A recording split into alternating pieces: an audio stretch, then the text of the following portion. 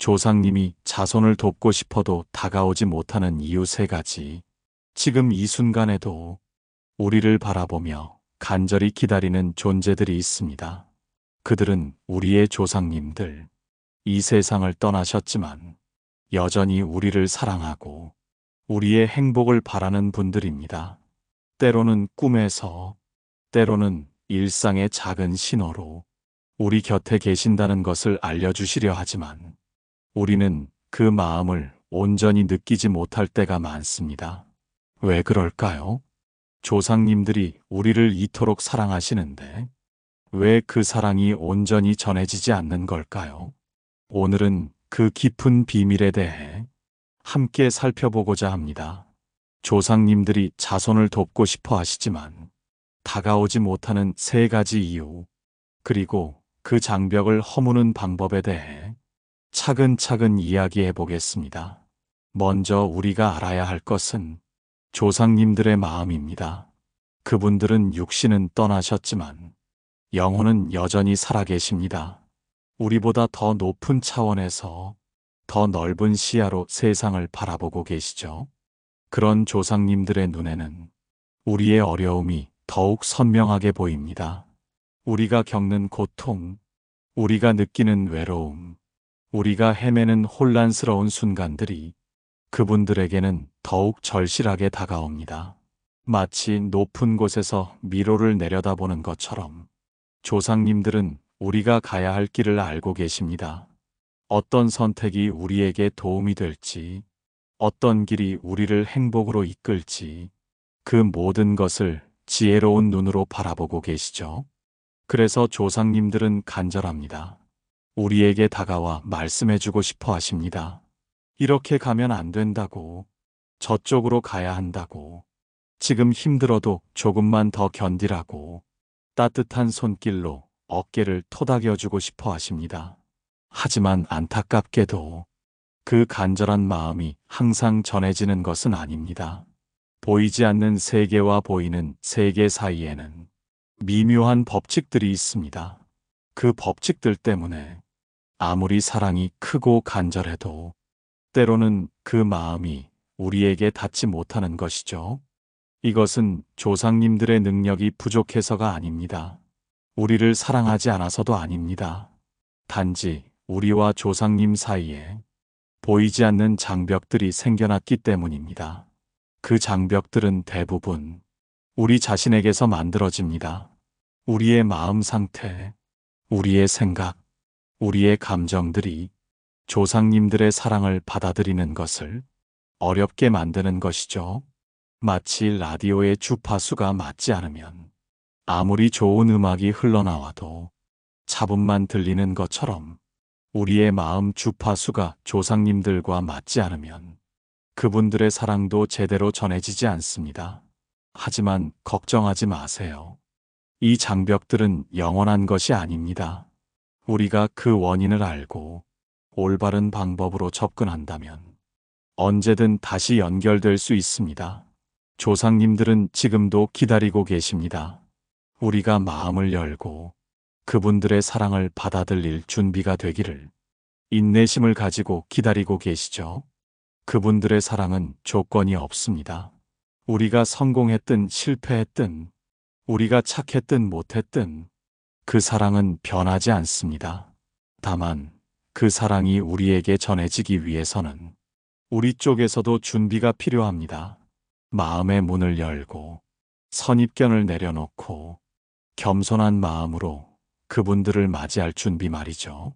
앞으로 우리가 살펴볼 3가지 이유는 바로 이런 준비 과정에서 우리가 흔히 놓치는 부분들입니다. 첫 번째는 마음의 문이 닫혀 있을 때, 2번째는 원망과 분노가 가로막을 때, 3번째는 우리의 파동이 흐려졌을 때입니다. 각각의 이유들을 깊이 이해하고 그 해결책을 함께 찾아가다 보면 우리도 조상님들의 사랑을 온전히 받을 수 있게 될 것입니다. 그 사랑 속에서 우리는 치유받고 위로받고 새로운 힘을 얻게 될 것입니다. 이제 함께 그 여정을 시작해 보겠습니다. 마음을 열고 조용히 귀 기울여 주세요. 조상님들의 사랑이 우리에게 닿을 수 있도록 말이죠. 우리가 조상님들의 도움을 받지 못하는 첫 번째 이유는 바로 마음의 문이 닫혀 있기 때문입니다. 현대를 살아가는 우리는 과학적이고 논리적인 사고에 익숙합니다. 눈에 보이지 않는 것은 믿지 않고 증명할 수 없는 것은 받아들이지 않는 그런 삶의 방식에 길들여져 있죠. 이런 합리적 사고는 분명 필요합니다. 하지만 때로는 이것이 우리를 더 큰 진실로부터 멀어지게 만들기도 합니다. 조상님들의 존재를 의심하고 영적인 세계를 부정하며 보이지 않는 도움을 거부하는 마음. 이런 마음이 바로 첫 번째 장벽입니다. 마음의 문이 닫혀 있다는 것은 단순히 믿지 않는다는 의미가 아닙니다. 더 깊게는 받아들일 준비가 되어 있지 않다는 뜻이죠. 예를 들어 보겠습니다. 어떤 사람이 계속된 실패로 좌절하고 있습니다. 사업도 잘 안 되고, 인간관계도 꼬이고, 건강도 나빠지고 있어요. 이때 조상님들은 간절히 도우려 합니다. 꿈을 통해 메시지를 보내기도 하고, 일상에서 작은 신호들을 주기도 하죠. 하지만 그 사람은 이렇게 생각합니다. 꿈은 그냥 뇌가 만들어낸 허상이야. 우연의 일치일 뿐이야. 미신적인 생각으로 현실을 도피하고 싶지 않아. 이런 마음 상태에서는 아무리 조상님들이 도움을 주려 해도 그 도움을 받아들일 수 없습니다. 마음의 문이 굳게 닫혀 있기 때문이죠. 하지만 여기서 중요한 것은 조상님들을 믿지 않는다고 해서 그 사람이 나쁜 사람은 아니라는 점입니다. 그저 살아가면서 겪은 상처들이 마음을 경직시켰을 뿐이죠. 어릴 때 누군가에게 속았던 기억, 종교적 강요로 인한 거부감, 주변 사람들의 조롱이나 무시, 이런 경험들이 쌓이다 보면 자연스럽게 방어막을 치게 됩니다. 그 방어막은 우리를 보호해 주기도 하지만 동시에 좋은 것까지 차단해 버리기도 합니다. 조상님들의 사랑도 그 중 하나죠. 마음의 문이 닫혀 있을 때 나타나는 현상들을 좀 더 구체적으로 살펴보겠습니다. 첫째, 직감을 무시하게 됩니다. 뭔가 이상한 느낌이 드는데도 그냥 기분 탓이라고 넘어가 버려요. 조상님들이 위험을 알려주려 해도 그 신호를 놓치게 되는 거죠. 둘째, 꿈의 메시지를 받지 못합니다. 꿈은 조상님들이 우리와 소통하는 가장 자연스러운 통로 중 하나입니다. 하지만 마음이 닫혀 있으면 꿈을 그저 무의미한 잠꼬대 정도로 여기죠. 셋째, 우연의 일치를 놓칩니다. 조상님들은 때로 매우 절묘한 타이밍으로 우리에게 필요한 사람이나 정보를 보내주십니다. 하지만 마음이 닫혀 있으면 그 모든 것을 단순한 우연으로만 생각해요. 넷째, 내면의 소리를 듣지 못합니다. 조상님들의 지혜는 때로 우리 내면의 깊은 목소리로 전해집니다. 하지만 의심과 불신으로 가득한 마음은 그 소리를 잡아내지 못하죠. 이런 상태가 계속되면 점점 더 고립되고 외로워집니다. 혼자 모든 것을 해결하려 하고 혼자 모든 짐을 지려고 해요. 하지만 우리는 혼자가 아닙니다. 우리에게는 항상 우리를 사랑하고 우리를 돕고 싶어하는 조상님들이 계세요. 그분들의 도움을 받기 위해서는 먼저 마음의 문을 열어야 합니다. 그렇다면 어떻게 마음의 문을 열 수 있을까요? 첫 번째 방법은 겸손함입니다. 내가 모든 것을 다 안다고 생각하지 마세요. 이 세상에는 과학으로 설명할 수 없는 신비한 일들이 정말 많이 일어나고 있어요. 겸손한 마음으로 나도 잘 모르는 것이 많다는 것을 인정하세요. 그러면 자연스럽게 마음이 열리기 시작합니다. 두 번째 방법은 감사함입니다. 지금까지 살아오면서 받은 도움들을 차근차근 떠올려 보세요. 어려울 때 나타난 사람들, 절묘한 타이밍으로 온 기회들, 위기에서 벗어날 수 있게 해준 운, 이 모든 것들이 정말 우연일까요? 감사한 마음으로 되돌아보면 그 속에서 조상님들의 손길을 느낄 수 있을 것입니다. 세 번째 방법은 열린 마음입니다. 완전히 믿을 필요는 없습니다. 다만 가능성에 대해 열린 마음을 가져보세요. 혹시 정말 조상님들이 계실 수도 있지 않을까? 혹시 정말 나를 도우려 하실 수도 있지 않을까? 이런 작은 의문부터 시작하면 됩니다. 네 번째 방법은 조용한 시간 갖기입니다. 바쁜 일상에서 벗어나 혼자만의 조용한 시간을 가져보세요. 그 시간 동안 마음을 비우고 내면의 소리에 귀 기울여 보세요. 조상님들의 메시지가 들려올지도 모릅니다. 마음의 문을 연다는 것은 하루아침에 되는 일이 아닙니다. 오랜 시간 굳어진 마음을 푸는 것은 인내와 꾸준함이 필요하죠. 하지만 포기하지 마세요. 조상님들은 우리가 마음의 문을 열기를 간절히 기다리고 계십니다. 우리가 한 걸음 다가가면 그분들은 10걸음 다가와 주실 거예요. 작은 변화부터 시작해 보세요.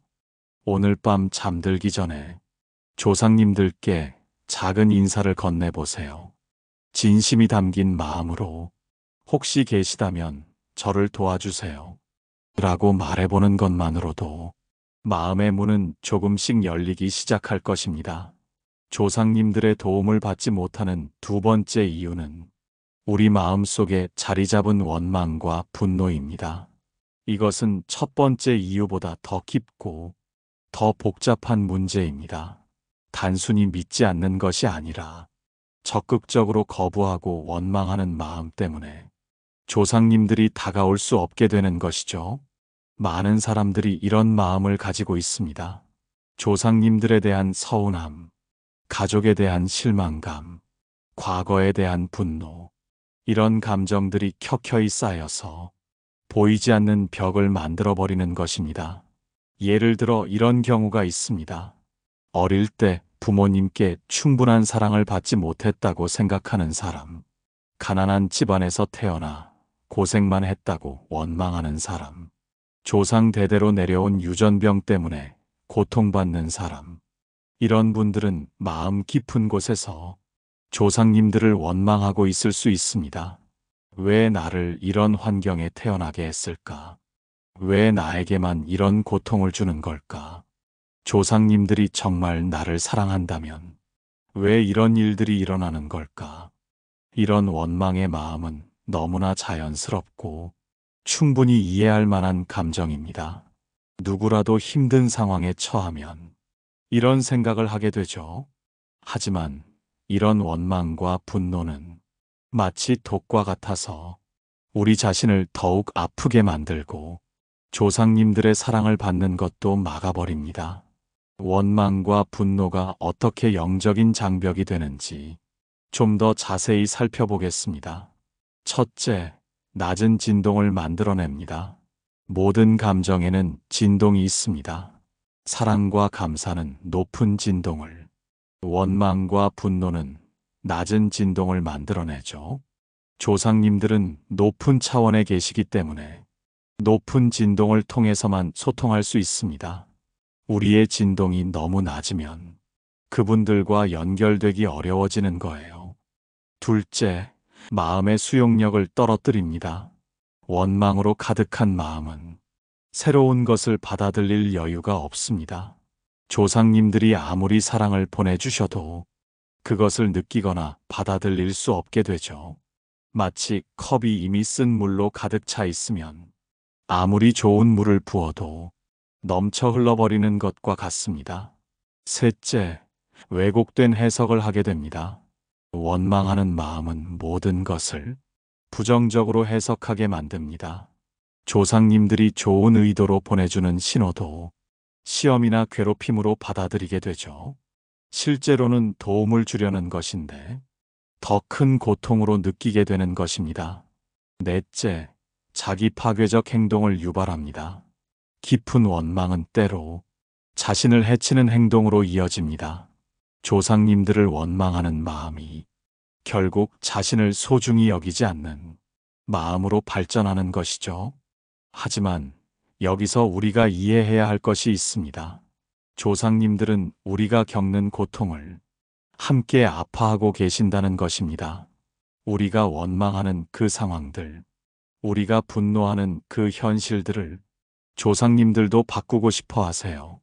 다만 이 세상에는 우리가 이해하기 어려운 더 큰 법칙들이 있고, 때로는 고통을 통해서만 배울 수 있는 깊은 교훈들이 있는 것이죠.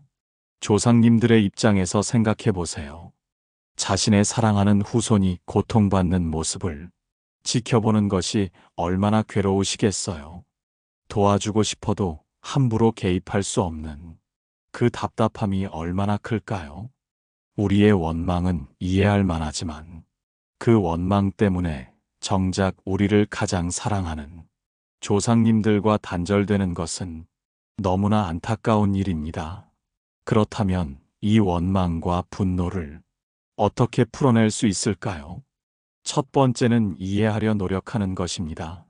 왜 이런 일들이 일어났을까를 원망하는 마음이 아니라 배우려는 마음으로 접근해 보세요. 모든 경험에는 의미가 있고 모든 고통에는 교훈이 숨어 있습니다. 그것을 찾아보려 할 때 원망은 조금씩 누그러들기 시작해요. 두 번째는 조상님들의 마음을 헤아려 보는 것입니다.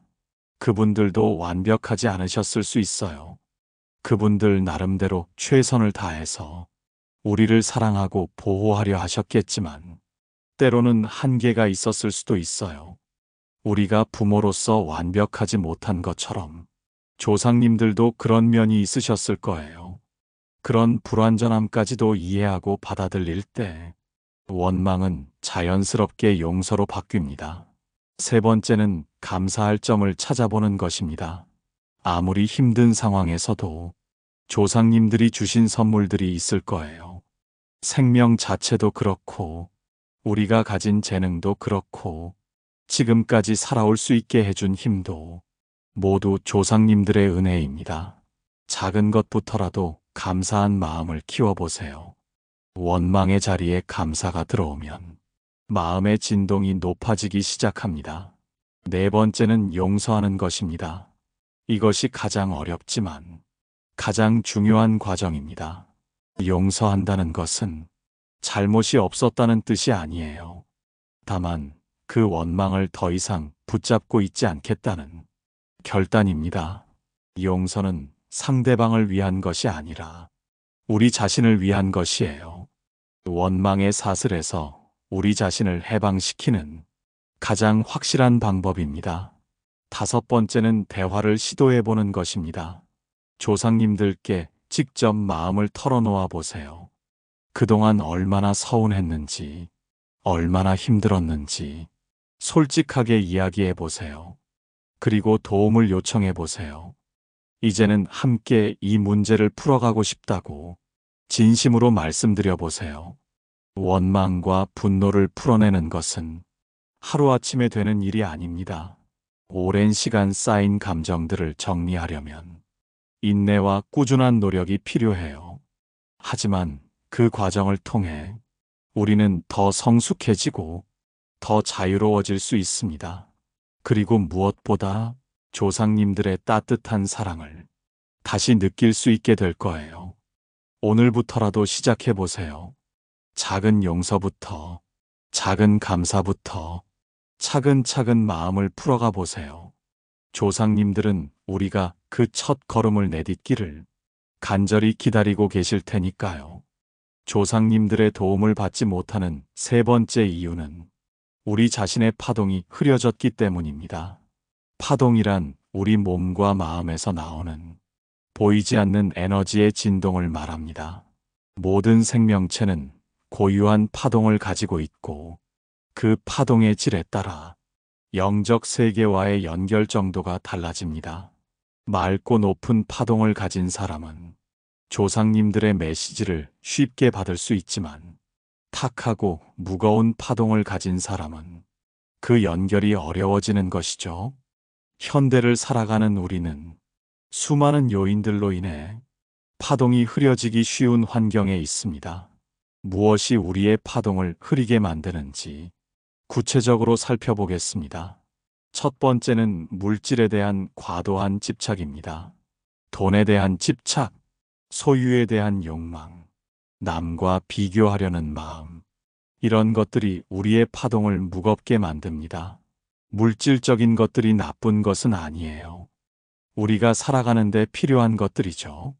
하지만 그것에 너무 매달리고 그것만이 행복의 전부라고 생각할 때 우리의 영혼은 점점 둔해집니다. 조상님들은 영적 존재이시기 때문에 물질적 욕망으로 가득한 파동과는 공명하기 어려워지는 것입니다. 두 번째는 부정적인 감정들의 축적입니다. 질투와 시기, 미움과 증오, 불안과 공포, 이런 감정들이 오랫동안 쌓이면 우리의 파동을 심하게 왜곡시킵니다. 특히 현대 사회는 스트레스가 많고 경쟁이 치열해서 이런 부정적 감정들이 생기기 쉬워요. 하지만 이런 감정들을 계속 품고 있으면 마치 탁한 물처럼 우리의 내면이 흐려지게 됩니다. 세 번째는 잘못된 생활 습관들입니다. 과도한 음주나 흡연, 폭식이나 단식, 불규칙한 수면 패턴, 과도한 성적 방종. 이런 것들이 모두 파동을 흐리게 만듭니다. 우리의 몸은 영혼의 집이기 때문에 몸이 건강하지 못하면 영적인 감수성도 떨어지게 되죠. 네 번째는 환경적 요인들입니다. 도시의 소음과 공해, 인공적인 전자파, 화학 첨가물이 가득한 음식, 이런 것들도 우리의 자연스러운 파동을 방해하는 요소들입니다. 특히 스마트폰이나 컴퓨터에 과도하게 노출되면 뇌파가 불안정해지고 직감력이 떨어지게 됩니다. 다섯 번째는 영적 무관심입니다. 종교나 영성에 대한 완전한 무관심, 명상이나 기도 같은 영적 수행의 부재, 자연과의 단절, 이런 것들이 우리를 점점 물질적인 존재로만 살아가게 만듭니다. 영적인 근육을 사용하지 않으면 점점 약해지는 것처럼 영적 감수성도 쓰지 않으면 둔해집니다. 여섯 번째는 거짓된 관계들입니다. 진심이 아닌 사교적 관계, 이익을 위한 인맥 쌓기, 가면을 쓰고 살아가는 삶, 이런 것들이 우리의 진정성을 흐리고 파동을 왜곡시킵니다. 조상님들은 진실과 순수함을 좋아하시기 때문에 거짓된 에너지와는 공명하기 어려우시죠. 이런 요인들이 복합적으로 작용하면 우리의 파동은 점점 탁해지고 무거워집니다. 마치 맑은 물에 흙탕물을 계속 부어넣는 것처럼 처음에는 조금씩 흐려지다가 나중에는 완전히 탁해져 버리는 것이죠. 그렇다면 어떻게 하면 흐려진 파동을 맑게 만들 수 있을까요? 첫 번째 방법은 정화 작업입니다. 마음속에 쌓인 부정적인 감정들을 조금씩 정리해 나가는 것이 중요해요. 일기를 쓰거나 명상을 하거나 신뢰할 만한 사람과 대화를 나누면서 마음의 응어리들을 풀어주세요. 특히 용서가 중요합니다.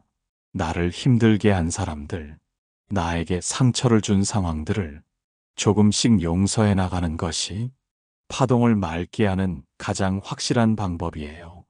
두 번째 방법은 생활 습관 개선입니다. 규칙적인 생활 리듬 만들기, 건강한 음식 섭취하기, 적당한 운동하기, 충분한 휴식 취하기, 이런 기본적인 것들부터 시작하세요. 몸이 건강해지면 자연스럽게 마음도 맑아지고 파동도 높아집니다. 세 번째 방법은 자연과의 교감입니다. 가능한 한 자주 자연 속에서 시간을 보내세요. 산이나 바다, 공원이나 강가, 어디든 좋으니 자연의 기운을 느껴보세요. 자연의 파동은 매우 순수하고 맑기 때문에 우리의 흐려진 파동을 정화시켜주는 강력한 힘이 있습니다. 네 번째 방법은 영적 수행입니다. 기도나 명상 같은 영적 수행을 꾸준히 해보세요. 종교가 있다면 그 종교의 방식으로 종교가 없다면 자신만의 방식으로 매일 조금씩이라도 영적인 시간을 가져보세요. 이런 수행들이 우리의 파동을 점점 높고 맑게 만들어줍니다. 다섯 번째 방법은 진실한 삶 살기입니다. 가면을 벗고 진짜 자신의 모습으로 살아보세요. 거짓이나 위선보다는 솔직하고 진실한 마음으로 살아가는 것이 파동을 맑게 하는 지름길입니다. 남에게 좋게 보이려고 애쓰기보다는 자신에게 정직하게 살아가세요. 여섯 번째 방법은 감사 생활입니다. 매일 감사할 일들을 찾아보고 그것에 대해 진심으로 고마워하세요. 감사의 마음은 가장 높은 진동 중 하나예요. 감사가 습관이 되면 자연스럽게 파동이 맑아집니다. 일곱 번째 방법은 봉사와 나눔입니다. 자신만을 위한 삶에서 벗어나 다른 사람들을 도우려는 마음을 가져보세요. 작은 친절부터 시작해서 봉사활동이나 기부까지 남을 위하는 마음이 커질수록 우리의 파동은 더욱 높아집니다. 파동을 맑게 하는 것은 하루아침에 되는 일이 아닙니다. 오랫동안 쌓인 탁함을 정화하려면 꾸준하고 인내심 있는 노력이 필요해요. 하지만 조금씩이라도 개선해 나가면 분명히 변화를 느낄 수 있을 것입니다. 마음이 가벼워지고 생각이 맑아지고 직감이 예리해지는 것을 경험하게 될 거예요. 그리고 무엇보다 조상님들의 사랑과 도움을 더 선명하게 느낄 수 있게 될 것입니다. 오늘부터라도 시작해 보세요. 작은 변화 하나부터 차근차근 파동을 맑게 만들어가 보세요. 조상님들은 우리의 그런 노력을 분명히 알아보시고 도와주실 거예요. 지금까지 조상님들이 다가오지 못하는 이유들을 살펴보았습니다. 이제는 조상님들이 실제로 우리에게 보내주시는 다양한 신호들에 대해 알아보겠습니다. 조상님들은 우리와 소통하고 싶어 하시지만 직접적으로 나타나실 수는 없기 때문에 일상 속 미묘한 방법들을 통해 메시지를 전해주십니다. 이런 신호들을 알아차릴 수 있다면 우리는 조상님들의 사랑과 보호를 더 깊이 느낄 수 있을 것입니다. 첫 번째 신호는 꿈입니다. 꿈은 조상님들이 우리와 만나는 가장 자연스럽고 일반적인 통로입니다. 잠들어 있을 때 우리의 의식은 이완되고 영적 세계와의 경계가 흐려지기 때문에 조상님들이 접근하기가 더 쉬워집니다. 돌아가신 조상님이 꿈에 나타나서 말씀을 해주시거나 따뜻하게 안아주시거나 무언가를 건네주시는 꿈. 이런 꿈들은 단순한 기억의 재생이 아니라 실제로 조상님이 방문해 주신 것일 가능성이 높습니다. 때로는 직접 나타나지 않고 상징적인 형태로 메시지를 주시기도 해요. 예를 들어 꿈속에서 밝은 빛을 보거나 아름다운 꽃밭을 거니는 꿈, 높은 산 정상에 올라가는 꿈, 맑은 물이 흐르는 개울가를 걷는 꿈. 이런 꿈들은 조상님들이 우리에게 희망과 격려의 메시지를 보내주시는 것일 수 있어요. 중요한 결정을 앞두고 있을 때 꿈속에서 길을 안내받거나 어떤 선택을 하라는 암시를 받는 경우도 있습니다. 이런 꿈들은 깨어난 후에도 오랫동안 기억에 남고 마음속 깊이 와닿는 특징이 있어요. 두 번째 신호는 직감과 육감입니다. 갑자기 떠오르는 생각, 설명할 수 없는 느낌, 어떤 일에 대한 확신, 이런 것들이 조상님들의 지혜가 우리에게 전해지는 방식일 수 있습니다. 예를 들어 어떤 사람을 만날 때 이상하게 불편한 느낌이 든다거나 특정한 길로 가면 안 될 것 같은 예감이 든다거나 갑자기 누군가에게 안부 전화를 하고 싶어진다거나 이런 것들이 조상님들의 보호와 인도일 수 있어요. 특히 위험한 상황에서 갑자기 발길을 돌리게 되거나 무언가 이상한 느낌이 들어서 계획을 바꾸게 되는 경우들은 조상님들의 보호를 받은 것일 가능성이 높습니다.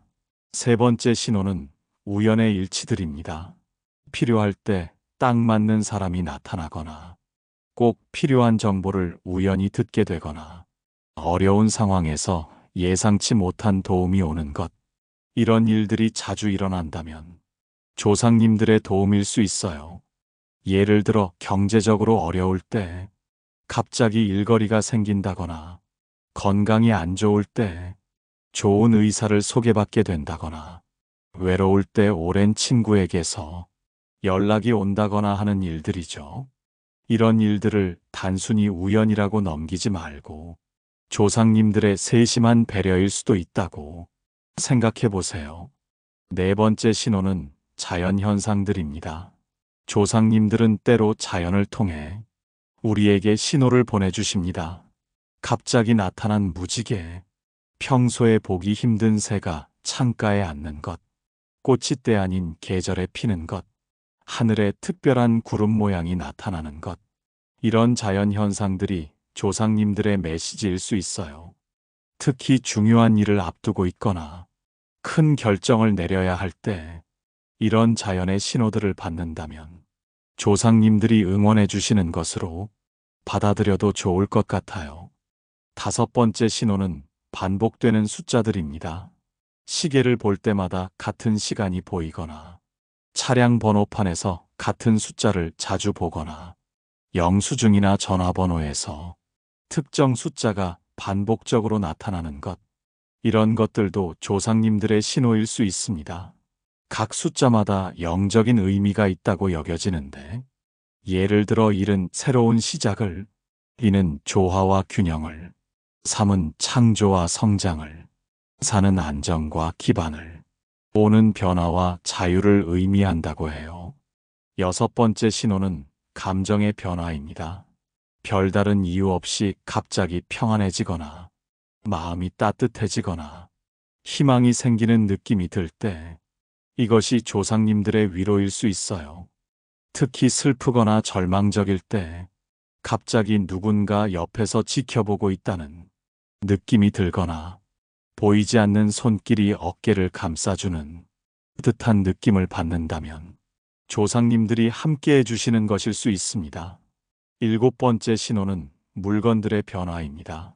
집안의 물건들이 평소와 다른 곳에 있거나, 사진이 갑자기 떨어지거나, 전자제품이 이상하게 작동하는 것. 이런 일들이 지속적으로 일어난다면 조상님들이 주목을 끌려고 하시는 것일 수 있어요. 특히 조상님과 관련된 물건들, 사진이나 유품, 제사용품 등에서 이런 현상이 일어난다면 더욱 주의 깊게 살펴볼 필요가 있어요. 여덟 번째 신호는 향기입니다. 갑자기 꽃향기나 향수 냄새, 또는 조상님이 생전에 즐겨 쓰시던 특별한 냄새가 날 때가 있어요. 이런 향기는 보통 짧은 시간 동안만 나타나고 주변에 그런 냄새가 날 만한 물리적 원인이 없을 때 경험하게 됩니다. 이것은 조상님이 가까이 계시다는 가장 직접적인 신호 중 하나예요. 이런 신호들을 알아차리기 위해서는 일상에서 좀 더 주의 깊게 관찰하고 열린 마음을 가지는 것이 중요합니다. 모든 우연을 조상님의 신호로 해석할 필요는 없지만 반복적으로 나타나는 패턴이나 특별히 마음에 와닿는 경험들은 조상님들의 메시지일 가능성을 열어두고 감사한 마음으로 받아들여 보세요. 조상님들은 우리가 그런 신호들을 알아차리고 고마워할 때 더 큰 기쁨을 느끼시고 앞으로도 계속해서 우리를 돕고 싶어 하실 거예요. 오늘부터라도 주변을 조금 더 주의 깊게 살펴보세요. 혹시 조상님들이 보내주시는 작은 신호들이 있는지 말이에요. 그런 신호들을 발견할 때마다 감사한 마음을 표현해 보세요. 조상님, 제가 알아차릴 수 있게 해주셔서 감사합니다. 앞으로도 저를 지켜봐 주세요. 이런 진심 어린 마음이 조상님들과 우리를 더욱 가깝게 이어주는 소중한 끈이 될 것입니다. 지금까지 조상님들이 다가오지 못하는 이유들과 그분들이 보내주시는 신호들에 대해 알아보았습니다. 이제는 실제로 조상님들과 다시 연결되어 그분들의 도움과 사랑을 받는 구체적인 방법들을 함께 살펴보겠습니다. 이 방법들은 수천 년 동안 전해져 내려온 영적 지혜들을 바탕으로 하되 현대 생활에 맞게 실천할 수 있도록 정리한 것들입니다. 첫 번째 방법은 정성스러운 제사입니다. 제사는 단순한 의례가 아니라 조상님들과 소통하는 가장 전통적이고 효과적인 방법 중 하나입니다. 하지만 형식적인 제사보다는 진심이 담긴 제사가 더 중요해요. 비싼 음식을 많이 차릴 필요는 없습니다. 조상님들이 생전에 좋아하셨던 음식이나 정성스럽게 준비한 소박한 음식으로도 충분합니다. 중요한 것은 음식을 준비하는 마음가짐이에요. 조상님들을 그리워하는 마음, 감사하는 마음, 도움을 청하는 간절한 마음. 이런 진심이 담긴 제사가 조상님들의 마음을 움직입니다. 제사를 지낼 때는 조상님들께 일상의 안부를 말씀드리고, 어려운 일이 있다면 도움을 청하고, 감사한 일이 있다면 고마움을 표현하세요. 혼자 마음속으로 하는 것보다는 실제로 소리내어 말씀드리는 것이 더 효과적입니다. 두 번째 방법은 묘소 참배입니다. 가능하다면 조상님들의 묘소를 정기적으로 찾아뵙는 것이 좋습니다. 묘소는 조상님들의 기운이 가장 강하게 남아있는 장소이기 때문에 그곳에서의 기도와 대화는 특별한 힘을 가집니다. 묘소에 갈 때는 깨끗한 마음으로 가세요. 술이나 담배 냄새가 나는 상태보다는 목욕을 하고 깨끗한 옷을 입은 상태로 정중하게 찾아뵙는 것이 좋아요. 묘소에서는 잡초를 뽑아드리고 묘비를 깨끗하게 닦아드리며 조상님들께 안부를 여쭙고 근황을 말씀드리세요. 이런 정성스러운 마음이 조상님들께 깊은 감동을 드리고 우리와의 연결고리를 더욱 강하게 만듭니다. 세 번째 방법은 매일의 기도입니다. 하루에 한 번이라도 조상님들께 기도하는 시간을 가져보세요. 아침에 일어나서든 밤에 잠들기 전이든 자신에게 맞는 시간을 정해서 꾸준히 실천하는 것이 중요합니다. 기도할 때는 특별한 형식이 필요하지 않아요. 편안한 자세로 마음을 모으고 조상님들을 떠올리며 진심으로 대화하듯 말씀드리면 됩니다. 오늘 하루도 무사히 보낼 수 있게 해주셔서 감사합니다. 내일도 건강하고 평안하게 지낼 수 있도록 도와주세요. 어려운 일이 있을 때 지혜를 주시고 바른 길로 인도해 주세요. 이런 식으로 솔직하고 간절하게 마음을 열어놓고 기도해 보세요. 네 번째 방법은 사진을 모시는 것입니다. 집안에 조상님들의 사진을 정중하게 모시고 매일 인사를 드리는 것도 좋은 연결 방법입니다. 사진은 깨끗하게 관리하고 꽃이나 과일 등을 올려드리며 정성을 다해 모시는 것이 좋아요. 사진 앞에서 하루 일과를 말씀드리고 감사 인사를 드리며 필요할 때는 조언을 구해보세요.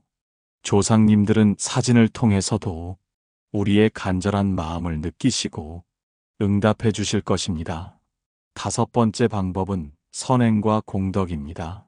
조상님들이 가장 기뻐하시는 것 중 하나는 후손들이 착한 일을 하는 모습을 보는 것입니다. 어려운 사람들을 돕고 봉사활동에 참여하고 선한 영향력을 퍼뜨리는 일들, 이런 것들이 조상님들의 마음을 기쁘게 하고 우리에게 더 많은 복을 내려주시게 만듭니다. 특히 조상님들의 이름으로 선행을 베푸는 것이 좋아요. 할머니의 이름으로 양로원에 기부를 한다거나 할아버지를 생각하며 불우한 학생을 돕는다거나 이런 식으로 조상님들을 기리며 선행을 하면 그 공덕이 조상님들에게도 전해집니다. 여섯 번째 방법은 가족 이야기 전하기입니다. 조상님들의 이야기를 자녀들에게 들려주고 가족의 역사를 기억하고 전승하는 것도 중요한 연결 방법입니다. 조상님들이 어떤 분이셨는지, 어떤 삶을 사셨는지, 어떤 가르침을 남기셨는지, 이런 이야기들을 나누면서 조상님들의 정신을 이어가는 것이죠. 이런 이야기를 통해 조상님들은 후손들 속에서 계속 살아계시게 되고, 우리는 그분들의 지혜와 사랑을 더 깊이 느낄 수 있게 됩니다. 일곱 번째 방법은 명상과 묵상입니다. 조용한 곳에서 마음을 비우고 조상님들을 떠올리며 명상하는 시간을 가져보세요. 깊은 명상 상태에서는 조상님들의 메시지를 더 명확하게 받을 수 있습니다. 명상할 때는 편안한 자세로 앉아서 천천히 깊게 호흡하며 마음의 잡념들을 내려놓으세요. 그리고 조상님들의 모습을 떠올리며 그분들과 함께 있다는 느낌을 마음으로 체험해 보세요. 이런 명상을 통해 우리는 조상님들과의 영적 연결을 더욱 강화시킬 수 있습니다. 여덟 번째 방법은 감사일기 쓰기입니다. 매일 저녁 조상님들께 감사한 일들을 일기로 써보는 것도 좋은 방법입니다. 오늘 무사히 지낼 수 있었던 것, 좋은 일이 생긴 것, 어려움을 극복할 수 있었던 것, 이 모든 것들에 대해 조상님들께 감사를 표현해 보세요. 감사의 마음은 가장 높은 파동을 만들어내고 조상님들과 우리를 연결하는 가장 강력한 다리 역할을 합니다. 아홉 번째 방법은 전통 문화 계승입니다. 조상님들이 물려주신 전통 문화나 가풍을 이어가는 것도 중요한 연결 방법입니다. 전통 음식을 만들어 먹거나 전통 놀이를 배우거나 조상님들의 취미나 특기를 이어받는 것, 이런 것들을 통해 조상님들의 정신과 하나가 될 수 있습니다. 열 번째 방법은 꾸준한 실천입니다. 어떤 방법을 선택하든 가장 중요한 것은 꾸준함입니다. 하루 이틀 하고 그만두는 것보다는 작은 것이라도 매일 꾸준히 실천하는 것이 훨씬 큰 효과를 가져옵니다. 조상님들은 우리의 진심과 정성을 보시고 그에 응답해 주시기 때문에 꾸준한 마음가짐이 무엇보다 소중합니다.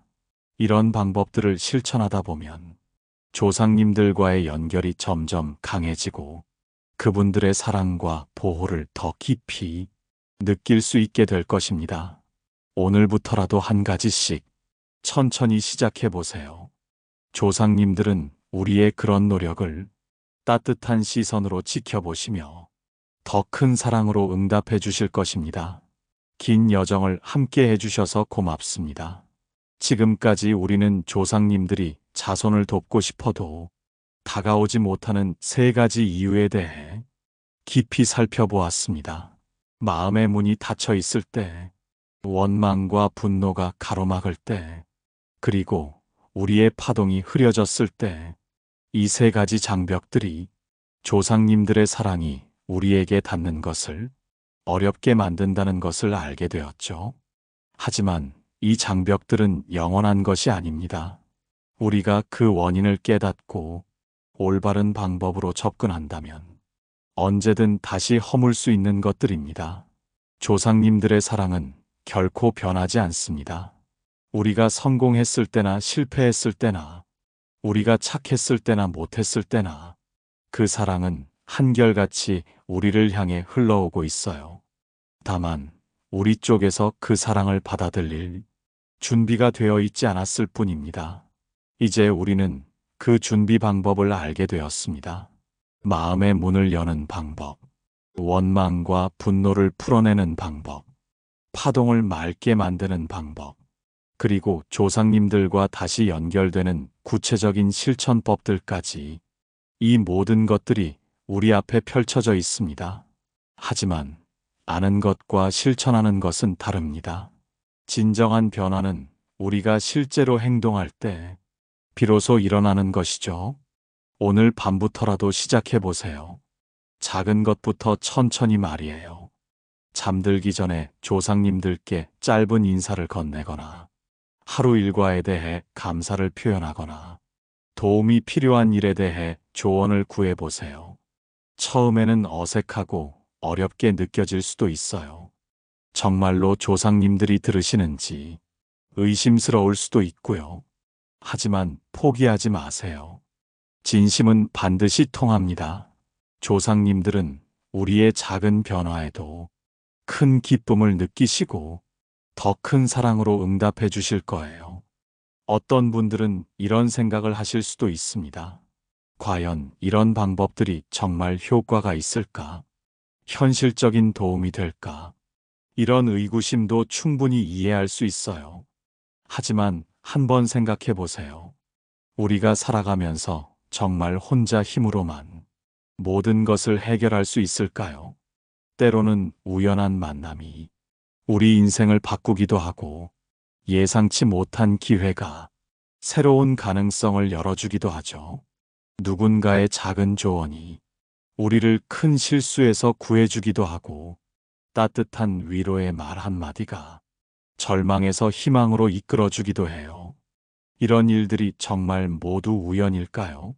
아니면 보이지 않는 누군가의 사랑스러운 개입이 있는 것은 아닐까요? 조상님들은 지금도 우리를 지켜보고 계십니다. 우리가 행복하기를 바라시고, 우리가 건강하기를 소망하시며, 우리가 올바른 길을 가기를 간절히 원하고 계세요. 그분들의 사랑 앞에서 우리는 결코 혼자가 아닙니다. 어려울 때 기댈 수 있는 든든한 지원군이 있고, 방황할 때 길을 안내해 줄 지혜로운 스승들이 계시며, 외로울 때 함께해 줄 따뜻한 가족들이 함께하고 있어요. 우리는 조상님들로부터 단순히 생명만 물려받은 것이 아닙니다. 그분들의 지혜도, 그분들의 사랑도, 그분들의 보호하는 마음도 모두 우리 안에 흐르고 있어요. 때로는 우리 자신도 모르게 조상님들의 지혜가 우리 입을 통해 나오기도 하고, 조상님들의 사랑이 우리 손을 통해 전해지기도 하며, 조상님들의 용기가 우리 마음을 통해 피어나기도 합니다. 우리는 조상님들의 연장선이며, 그분들은 우리를 통해 계속 살아가고 계세요. 이것이 바로 영원한 사랑의 끈입니다. 죽음도 끊을 수 없고, 시간도 약하게 만들 수 없는 불멸의 유대관계죠. 앞으로 살아가면서 힘든 일이 생길 때마다 이것을 기억해 주세요. 나는 혼자가 아니다. 나에게는 항상 나를 사랑하고 나를 지켜주는 조상님들이 계시다. 그분들의 사랑과 지혜가 나와 함께한다. 이런 믿음을 가지고 살아간다면 어떤 어려움도 견딜 수 있고 어떤 시련도 극복할 수 있을 것입니다. 그리고 언젠가 우리도 조상이 되어 후손들을 사랑하고 보호하는 그런 존재가 될 것입니다. 그때를 위해서라도 지금 조상님들과의 관계를 소중히 여기고 그분들의 사랑을 깊이 체험해 보세요. 그 경험이 우리를 더 따뜻하고 더 지혜로운 사람으로 만들어줄 것이고 미래의 후손들에게도 더 큰 사랑을 전해줄 수 있게 만들어줄 거예요. 마지막으로 이 말씀을 드리고 싶습니다. 조상님들의 사랑은 조건이 없습니다. 우리가 완벽하지 않아도, 우리가 부족해도 그 사랑은 변함없이 우리를 감싸 안고 있어요. 다만 우리가 그 사랑을 느끼고 받아들일 수 있도록 마음을 열고 준비하는 것이 필요할 뿐입니다. 오늘 이 순간부터 조상님들과의 새로운 관계를 시작해 보세요. 하루 한 번씩 감사 인사를 드리고, 어려운 일이 있을 때 도움을 청하며, 기쁜 일이 있을 때 함께 기뻐해 달라고 말씀드리세요. 그런 작은 실천들이 쌓이고 쌓여서 언젠가는 조상님들의 사랑을 온몸으로 느낄 수 있는 날이 올 것입니다. 그날까지 포기하지 마시고 꾸준히 마음을 열어가시길 바랍니다. 조상님들은 언제나 우리 곁에 계시며 우리가 그분들을 부를 때까지 인내심을 가지고 기다리고 계실 테니까요. 이제 이 긴 이야기를 마무리하며 여러분 모두에게 조상님들의 사랑과 보호가 함께 하시기를 진심으로 기원합니다. 그리고 오늘 밤부터 새로운 시작을 해보시길 바랍니다. 조상님들과 함께하는 따뜻하고 평안한 삶을 말이에요.